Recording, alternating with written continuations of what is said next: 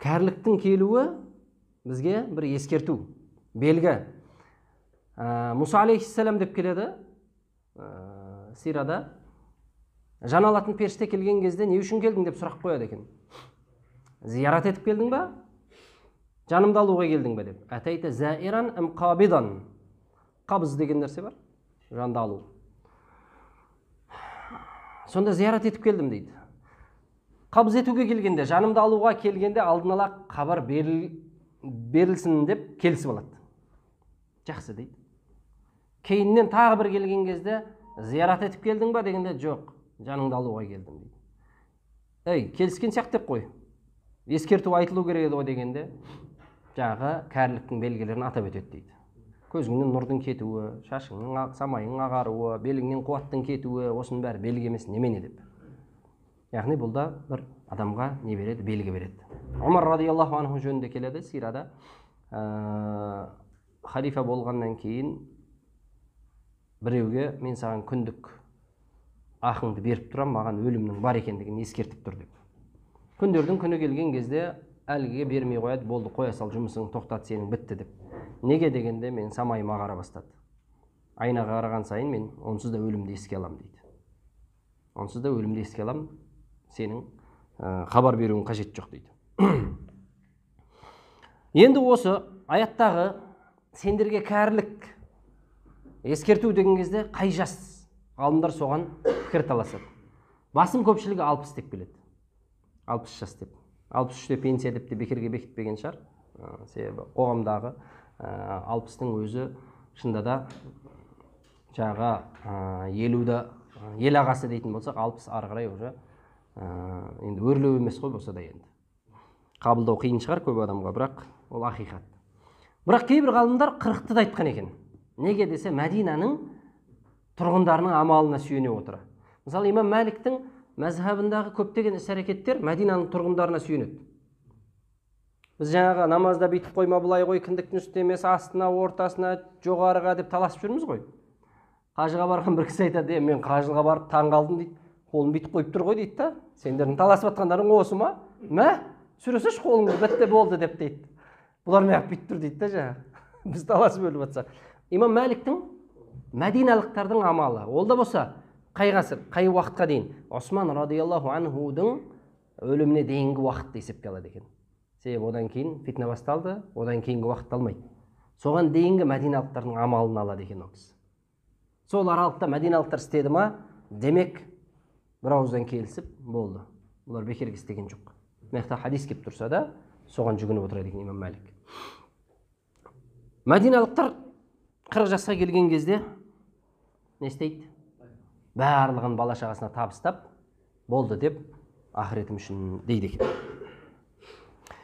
Абу Хурайра радиаллаху анхудан келеді, қолдарыңыздағы бірінші тұрған хадис, имам Бухари риуаят еткен, Ахмадта да келеді. А'зараллаху иля мриин. Нерде енді бөлек жазды, сіздерде иля имриин деп. Қосып оқып кетсеңіздер де болды. Иля мриин аххара ажалаху хатта балага 60 сана. Немесе 60 санатан деп те жазған шығар сіздерде.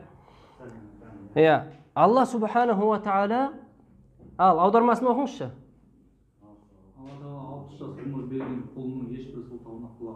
Қараңыз.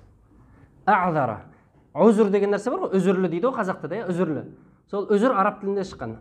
А'зар Аллах. Аллах Таала оның үзірін қабыл етпейді, болды дейді.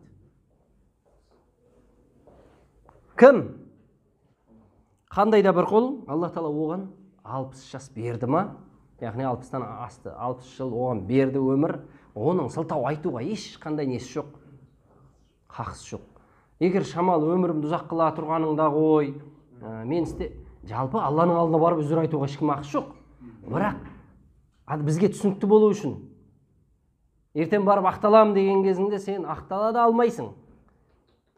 Егер сен 60 жасқа келіп отырып өміріңде ізгілік істей алмай кететін болсаң. Бұл жерде жастық шақ өтіп жатыр, одан кейін кезең Құран кәрімде бір әдемі аятта бір әдемі түсіндіреді. Иннамал хаятуд дуnya лаиб. мына дүние бір ойын дейді. Лағиб деген араб тіліндегі пайдасыз ойынды айтады. Уалаху, одан кейін лаху деген ойын келеді. Ода шамал болса да пайда бар енді, басты ететін ана ойыны, бірақ ол да ойын. Уақытыңды бос өткізесің. Шамал болса да екеуінің айырмашылығы десе баланың жасы. Кішкентай кезде пайдасыз нәрсемен де ойнай береді ғой бала. Кейін келіп сәл болса да пайдалы нәрсемен ойнай бастады. Бірақ ол да ойын. Лаибу уалаху уазина. Одан кейін келетін этап. Айнаның алдынан шықпайды. Шашын тарап, қарап, жаңағы денесін.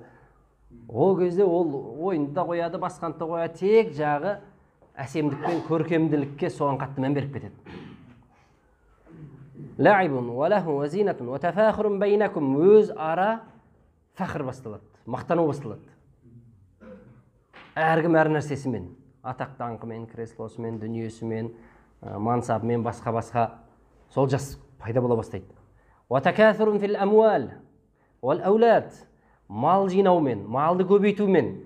Ол кезде айнаға қарауға оның шамасы келмейді ол кезде. Тек жаңағы дүние сонымен жүреді. Бала шағаны көбейту. Яғни адамның өмірінде кезеңдерді айтып жатыр. Аят кәримада.